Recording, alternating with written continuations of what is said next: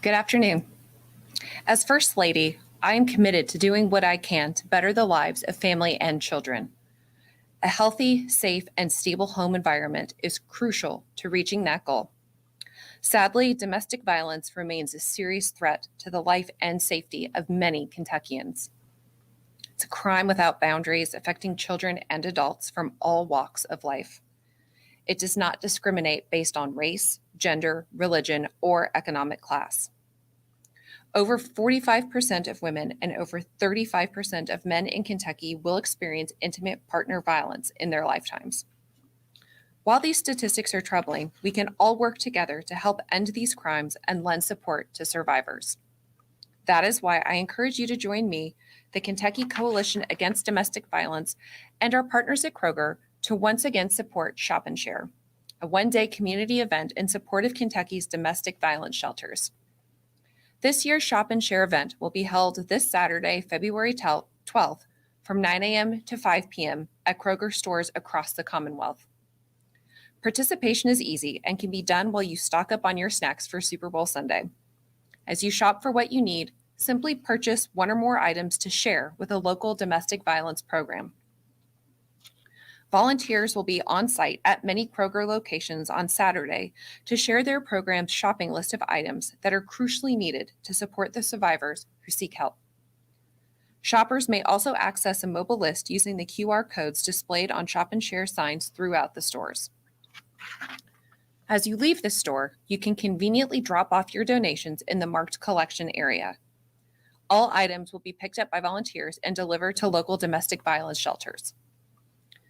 Since my mother-in-law, former First Lady Jane Beshear, launched Shop and Share over a decade ago, more than $5 million in goods and monetary donations have been raised to support the 15 domestic violence shelter programs that make up the coalition.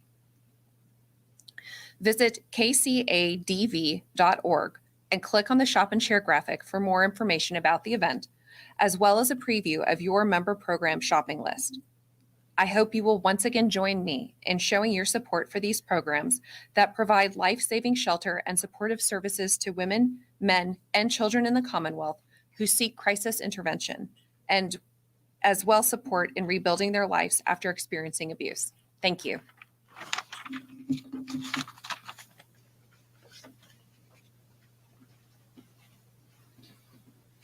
Shop and Share is an amazing program whereby Kentuckians, just by showing up at their grocery store, can do something to help those in need. Speaking of those helping in need, a few updates on efforts to help those that were harmed in communities that were devastated by the December 10th tornadoes. First piece is really good news. We just heard a few moments ago that FEMA has agreed to extend the deadline for survivors to apply for individual assistance. The new FEMA deadline is now Sunday, March 13th, 2022. The time to file for that assistance was going to expire tomorrow. We very much thank FEMA for extending it. There are at least 3 ways to apply for help. First, you can go to disasterassistance.gov. Second, you can use the FEMA mobile app. Or third, you can call 800-621-3362. Remember, and I'll talk about it in a minute, our Team Western Kentucky Tornado Relief Fund. The way you become eligible is through your application through FEMA. Very important for everybody to apply. As an update, currently we have 66 survivors pending placement in our travel trailer program. 20 private sites are being evaluated. 46 commercial sites are being evaluated. We've got 12 sites available in the Mayfield Mobile Home Park pending trailer placement. And as of early Tuesday, we confirmed 7 families will be moving in as early as this Friday to that Mayfield site. Shortly, the Lieutenant Governor will hand over keys to many of those families who are going to have a little more room to spread out. Kentucky Emergency Management is confirming additional families for occupancy, and the Transportation Cabinet is currently looking at commercial sites in Warren County. Since January 28th, 18 families have been placed. This number includes 2 placed on February the 8th, one in Pennyrile, that's serving Dawson Springs, and one in the Mayfield site. So a total of 60 individuals right now are living in these travel trailers. This is at intermediate housing from 6 months to maybe up to a year as homes are being rebuilt, a chance to get out of single hotel rooms or lodges in our state parks and to have that extra room to expand. Focus will continue to be placed on 6 priority counties. That's Warren, Caldwell, Graves Hopkins, Marshall, and Muhlenberg. Priorities are for families that their eligible family's primary residence was majorly damaged, destroyed, or not habitable, that they are seeking shelter in an eligible county. School-aged children puts them higher on the list. Any children on the household also higher on the list. A household occupant over 64 years of age, as well as a longer distance to school or work that they are currently experiencing. Like we said, registration and going through the FEMA application process thus far is necessary for help from the Team Western Kentucky Tornado Relief Fund. Just to go over where we are right now, it has sent out $3,100,107. That is $770,000 for funerals. The first thing we did was mourn together. We sent 20% on top of FEMA awards to uninsured homeowners. That amount is a little over $1.2 million. And then the same to uninsured renters. That's about $559,000. We also had some credit card fees that you have to pay when you give via credit card. And so those have gone out and been paid as well. We got a new tranche of FEMA awards for uninsured renters and uninsured homeowners, and we'll have an update as those dollars go out the door. Next thing we're looking at is insured homeowners and insured renters. Once we reach that, we will really begin looking at rebuilding efforts, especially nonprofits who are willing to leverage their funds and their volunteers to put structures back up. Another piece of good news today. Our economy is not only on fire, but we continue to see receipts coming into the state at a record pace. The Office of the State Budget Director reported today that January's general fund receipts totaled $1,212,900,000, marking an unprecedented 5th consecutive month in which the general fund collections have exceeded $1 billion. It's never happened 5 months in a row. General fund receipts for January 2022 increased 12.7% year to date and are up, increased 12.4%, and year to date are up 15.4%. The growth rate marks the 6th consecutive month of double-digit percentage growth, a feat not accomplished since fiscal year 1991. And our road fund receipts increased 4%, year to date up 3.3%. So just compare that 12.7% increase in the general fund. The official revenue estimate was just 7.5%. So we are by far exceeding the estimates that our current budget is based on. This is positive news that is a result of strong fiscal management, continued strength in consumer spending and consumer sentiment, as well as increases in wage. And we are seeing so many businesses have the best year or years that they've experienced. That results in additional dollars coming in to the general fund. And this news comes on something that we hadn't seen since January of 2007. One of the major credit rating agencies upgrading Kentucky's economic outlook to positive. That is S&P Global Ratings. We have either been negative or stable since January of 2007. Now, for the first time in 15 years, we are positive. They cited a reduced reliance on one-time items to balance the budget, a higher balance in the rainy day fund, as well as significant economic growth. And they mentioned, without saying it by name, one very large announcement in the electric vehicle battery space. In fact, that got us in a positive way, at least for the first time I can remember, on the front page of the Bond Buyer. Now, when you are outside of government, something like the Bond Buyer might not be something you regularly look at, but this oftentimes determines our cost of borrowing. We've had a lot of articles that are rough in something like this over some very difficult fiscal years, but pretty excited that this is a pretty in-depth periodical for a very important sector of the financial market. And guess what? We're front and center with a positive outlook. That is, again, pretty exciting. In other good news, earlier today, President Joe Biden announced the launch of a $5 billion nationwide initiative to build out national electric vehicle charging networks. The new National Electric Vehicle Infrastructure Program is a product of the bipartisan infrastructure law, which I supported, Senator McConnell supported, Congressman Yarmouth supported, and was signed into law by the president. This innovative program is going to send hundreds of millions of dollars to states over 5 years to fund our EV future, and we see it coming faster every day. Based on the formula, Kentucky will receive about $10.3 million in fiscal year 2022 alone. The goal is for states to use this money to build up alternative fuel corridors that will provide vehicle buyers and drivers with the confidence that they'll be able to power their EVs without disruption or undue costs. It's an incredibly important program for the nation, and with everything we are doing to make Kentucky one of the EV capitals of the United States, it's incredibly important for our future as well. We are at the red hot center of this automotive revolution. Whether it's Ford Motor Company and SK Innovation with their $6 billion, 5,000 new job Blue Oval SK battery park in Hardin County, or Toyota's $500 million additional investment to ensure its very first American plant in Georgetown, Kentucky, is a part of the revolution as well.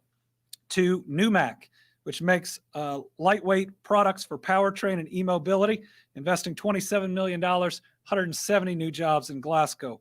Firestone Industrial Products, $50 million expansion in Williamsburg, 200 plus new jobs. Quadrant just announced $95 million investment in rare earth manufacturing operation, employing 200 Kentuckians full time. And we get the calls day after day after day. There are a lot of other big projects in our future. So it's not all that complicated. We want to be the leader in the EV market. And to do so, we've got to build out our ability once we produce the battery, once we get it put in a car, that people can charge it and have reliable networks all over the country. And getting this all over the country is only going to help us in our EV growth and more jobs and in more investment. So this money is very welcome. Certainly in my budget, we had, I believe, $100 million additionally to use as a match that would help with these and other funds, seeing how if we truly want to be a leader in an area, we got to invest in it. You got to be able to drive from one side of the state to the other and charge your vehicle as needed in a reasonable period of time and at a reasonable cost. We should be a leader in how we build out the infrastructure, and we look forward to working with so many people on that initiative. All right, we continue in Good News Day. It's been a while since we had good news almost all day. Ahead of the Super Bowl weekend, exciting news that Virginia shared with us this morning.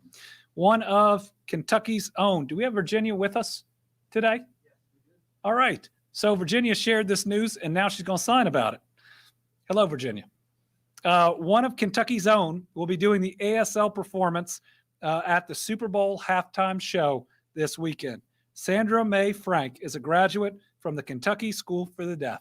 She is a successful actress performing in shows like New Amsterdam and more. We are proud that Sandra Mae is representing the Commonwealth and our ASL community this weekend on the national stage. As Virginia has taught us, there's nothing more important than inclusion. And Sandra Mae is ensuring that happens during one of our country's biggest events. Go Bengals, go Sandra Mae. We are really proud of you. And I'd say good luck, but we know you're going to do an amazing job. And finally, Team Kentucky All-Star. This is a a truly amazing act that came out of something terrible and thankfully had an overall good result. So on Friday, January 28th, one of our own Kentucky State troopers was shot during a traffic stop in Cynthiana. Fortunately, one of our fish and wildlife conservation officers was about 2 miles away, heard the gunshots, and was able to respond quickly when word came over the radio that a trooper had been hit. Officer Samantha Farrow rushed to the scene, not knowing whether the shooter was still there. When she arrived, the trooper was standing and alert but clearly wounded. Officer Farrow drove the trooper to the Harrison County Hospital. He was transported from there to the University of Kentucky Hospital, where he was retreated and released January 29th, and he's continuing to recover at home. Officer Farrow graduated from the Department of Criminal Justice Training in December of 2020. Samantha is everything we look for in law enforcement officers. She is our Team Kentucky All-Star. All right, with that, and in record time, we'll open it up to questions. We'll start in studio with Karen Czar. Thank you, Governor. Thank you for doing that. Two, one is, do we have any changes or transitions as far as hospital staff and National Guard in the hospitals since Monday's report?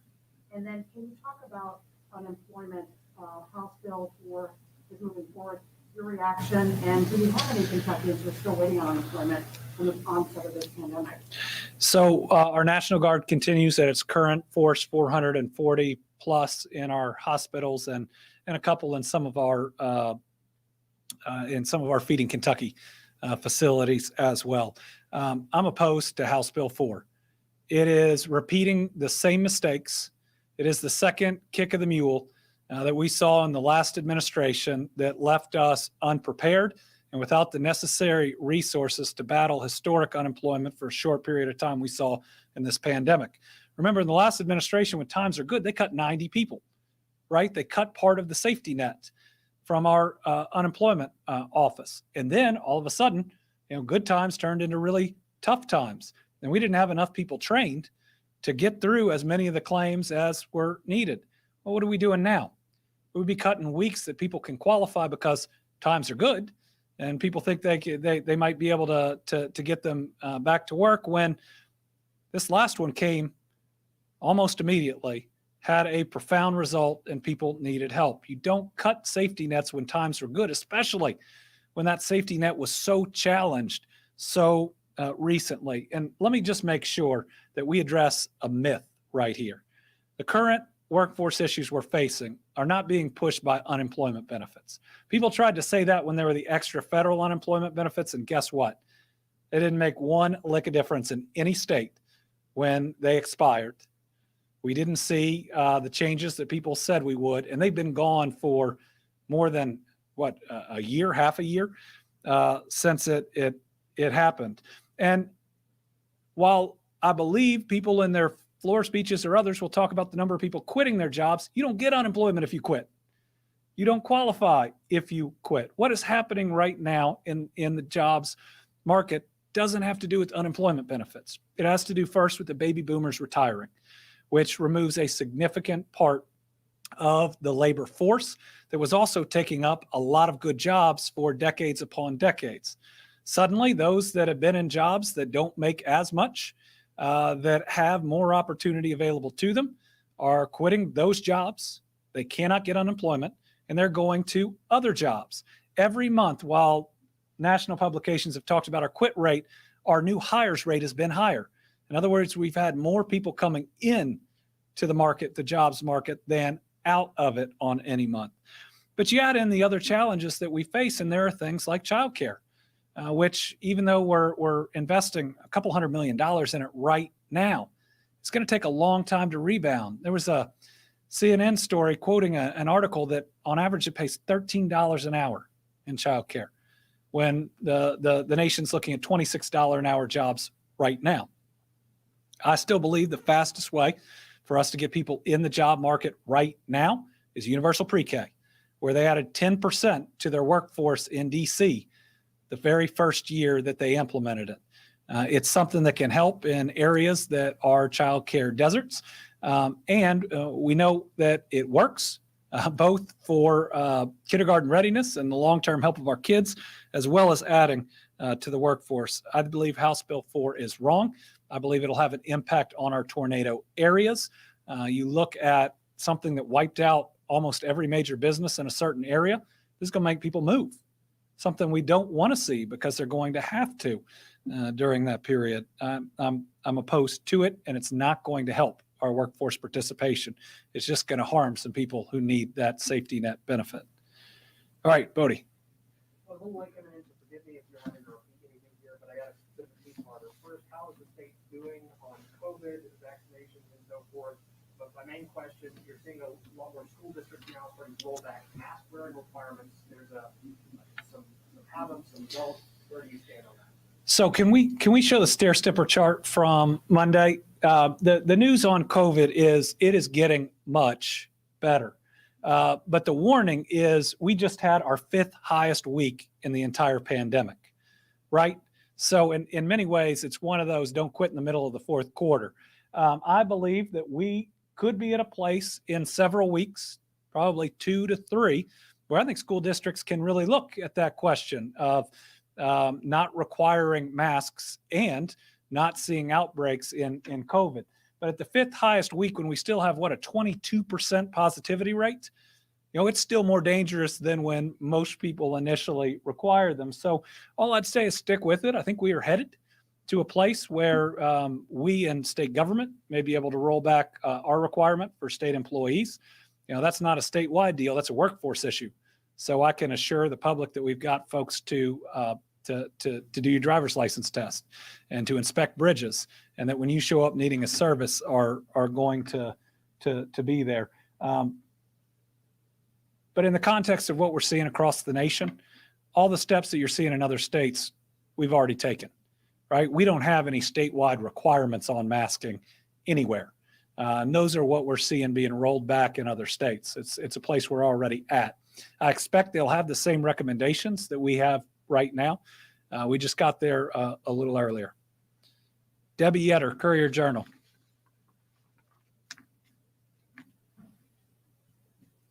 Hey, Governor. I expect you're familiar with the Barron County judge's decision this week to hold the cabinet for Health and Family Services in contempt over primarily staffing issues in the child protective offices.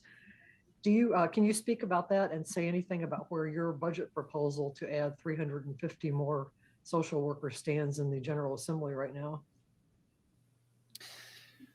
Well, I believe that opinion did cite the recent 10% increase in salaries that we were able to put into effect, and I think it cited it positively.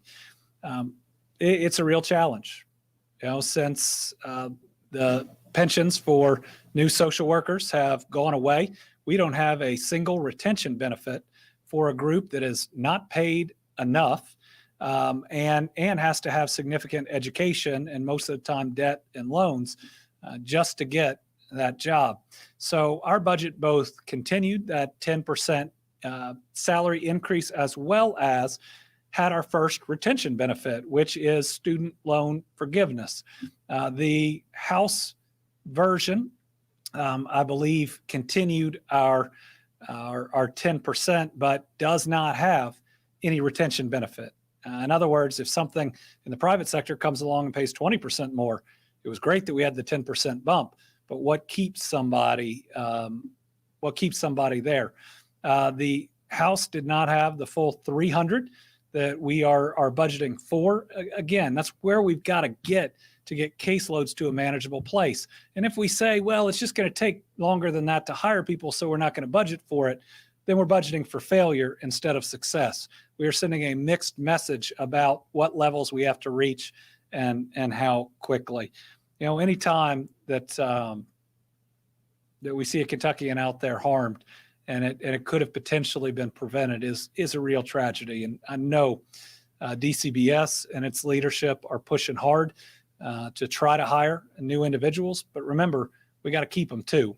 And without the pension, we've got to have a new retention benefit to keep people on for 5 or 10 years. Student loan forgiveness would do that. And my budget recommendation is the only one that currently contains any retention benefit.